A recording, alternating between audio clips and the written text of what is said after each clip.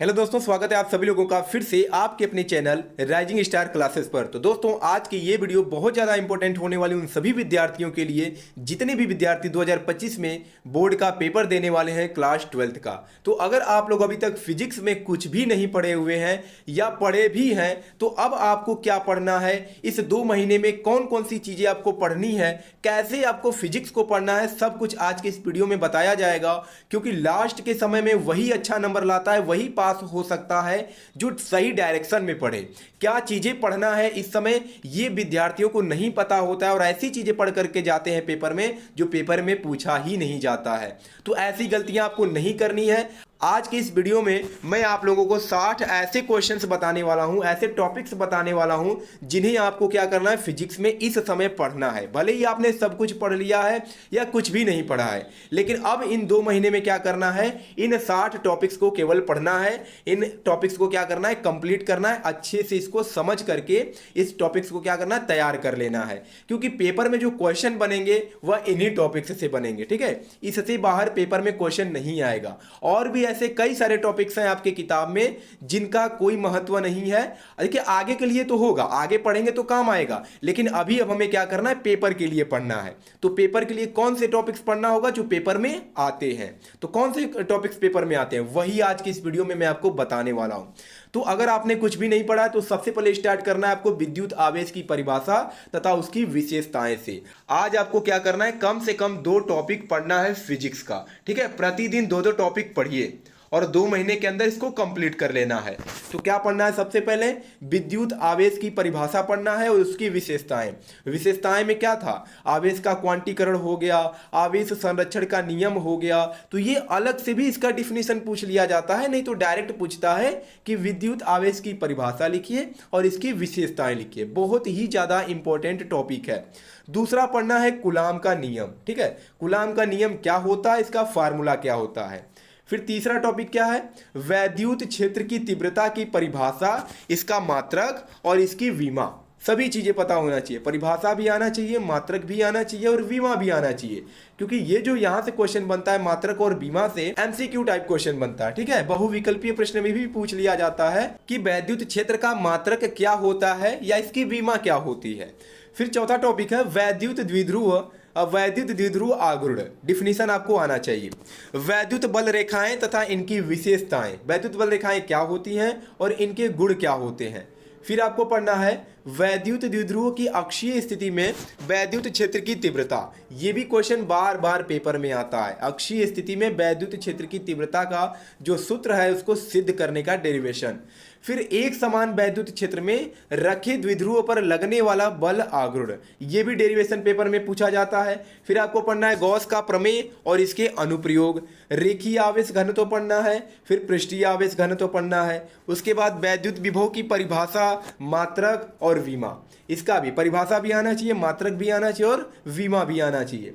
फिर बिंदु आवेश के कारण किसी बिंदु पर विद्युत विभव हो गया, समविभव पृष्ठ तथा इसकी विशेषताएं। समविभव पृष्ठ क्या होता है और इसके गुण क्या होते हैं, इसकी विशेषताएं क्या होती हैं।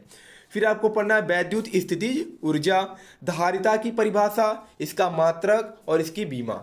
फिर समांतर प्लेट संधारित्र की धारिता, बहुत ही ज्यादा इंपॉर्टेंट डेरिवेशन। समांतर प्लेट संधारित्र की धारिता, और ये दूसरा भी जो क्वेश्चन है ये भी बहुत ज्यादा इंपॉर्टेंट डेरिवेशन है। आंशिक परावैद्युत युक्त समांतर प्लेट संधारित्र की धारिता। तो दोनों डेरिवेशन आपको पढ़ना है धारिता चैप्टर से। फिर संधारित्र का समायोजन, यानी श्रेणी क्रम संयोजन और समांतर क्रम संयोजन, ये भी आपको आना चाहिए क्योंकि इससे भी क्वेश्चन बनता है पेपर में, न्यूमेरिकल टाइप। अनुगमन वेग का डिफिनीशन, गतिशीलता क्या होती है, ओम का नियम क्या होता है, ठीक है। इन सब का डिफिनीशन आपको आना चाहिए। वैद्युत ऊर्जा तथा शक्ति क्या होता है, डिफिनीशन आना चाहिए। सेल का आंतरिक प्रतिरोध के बारे में आपको पता होना चाहिए, फार्मूला क्या होता है ये भी आना चाहिए। कम से कम न्यूमेरिकल भी लगा लीजिएगा क्योंकि पेपर में सवाल भी पूछ लिए जाते हैं। फिर किरचॉफ का नियम, किरचॉफ का दोनों नियम, प्रथम नियम भी आना चाहिए, संधि का नियम, और दूसरा क्या होता है तो द्वितीय नियम, ठीक है। तो दोनों नियम आपको आने चाहिए। व्हीटस्टोन सेतु, इसका चित्र भी बनाने के लिए आता है, तो चित्र भी आपको बनाने आना चाहिए और इसके बारे में लिखने भी आना चाहिए। वायु सेवट का नियम तथा इसके अनुप्रयोग, वायु सेवट का नियम क्या होता है, इसके अनुप्रयोग क्या क्या है उन सब का भी डेरिवेशन आपको सिद्ध करने आना चाहिए। एम्पियर का परिपथीय नियम तथा इसके अनुप्रयोग, ठीक है, बहुत ज़्यादा इंपॉर्टेंट डेरिवेशन है। दो समांतर धारावाही तारों के बीच लगने वाला बल, ठीक है, दो समांतर धारावाही तारों के बीच लगने वाला बल, ये भी इंपॉर्टेंट डेरिवेशन के अंतर्गत आता है। चल कुंडली धारामापी हो गया। चुंबकीय क्षेत्र में लूप पर लगने वाला बल आघूर्ण हो गया। चुंबकीय द्विध्रुव आघूर्ण हो गया, ठीक है। प्रतिचुंबकीय, अनुचुंबकीय तथा लौचुंबकीय पदार्थ, तो इसका डिफिनेशन याद कर लीजिएगा, बहुत कम पूछा जाता है लेकिन कभी कभी पेपर में आ जाता है। नति कोण हो गया, द्विकपात कोण हो गया, इनका भी डिफिनेशन आपको आना चाहिए। फैराडे के विद्युत चुंबकीय प्रेरण का नियम, ठीक है, ये भी इंपॉर्टेंट है। लेंज का नियम हो गया, ये भी इंपॉर्टेंट है। स्वप्रेरण तथा अन्योन्य प्रेरण गुणांक, ये भी पेपर में आता है। एलसीआर परिपथ, वाटहीन धारा, ट्रांसफार्मर का सिद्धांत, संरचना तथा कार्यविधि, ठीक है, तो इसका चित्र भी बनाने आपको आना चाहिए। वैद्युत चुंबकीय तरंगे व इनकी विशेषताएं, क्या वैद्युत चुंबकीय तरंगे क्या होती हैं और इनके गुण क्या होते हैं, इनकी विशेषताएं क्या होती हैं। फिर उसके बाद आते हैं दूसरे पार्ट में, यानी जो फिजिक्स का दूसरा भाग है उसमें प्रकाश का परावर्तन, प्रकाश का अपवर्तन, संयुक्त लेंस की फोकस दूरी। फिर उसके बाद क्या पढ़ना है, तो प्रिज्म द्वारा प्रकाश का वर्ण विक्षेपण के बारे में पढ़ना है। हाइगेंस की द्वितीयक तरंगिकाओं का सिद्धांत, ये पढ़ना है। प्रकाश का व्यतिकरण हो गया। फ्रिंज की चौड़ाई के लिए व्यंजक, व्यंजक का मतलब डेरिवेशन सिद्ध करने आपको आना चाहिए। एकल झिल्ली के कारण विवर्तन, ठीक है। फिर उसके बाद अगला टॉपिक है प्रकाश वैद्युत प्रभाव। क्या है, प्रकाश वैद्युत प्रभाव, आइंस्टीन का प्रकाश वैद्युत समीकरण। सभी टॉपिक जो है बहुत ज़्यादा इंपॉर्टेंट है, तो 2 महीने में केवल इन्हीं टॉपिक्स को पढ़ना है। भले ही आपने सब कुछ पढ़ा है या कुछ भी नहीं पढ़ा है, उससे कोई मतलब नहीं है अगर आप इन टॉपिक्स को अच्छे से नहीं पढ़ते हैं, ठीक है। तो अगर आपने इसमें से कुछ टॉपिक्स पढ़ा है तो बहुत ही अच्छी बात है, लेकिन जो चीज़ नहीं पढ़े हैं उनको पढ़िए। फिर आपको डी ब्रोगली तरंगदैर्ध्य के बारे में पढ़ना है। अल्फा कण प्रकीर्णन के बारे में पढ़ना है। फिर रदरफोर्ड का परमाणु मॉडल हो गया। फिर बोहर मॉडल हो गया।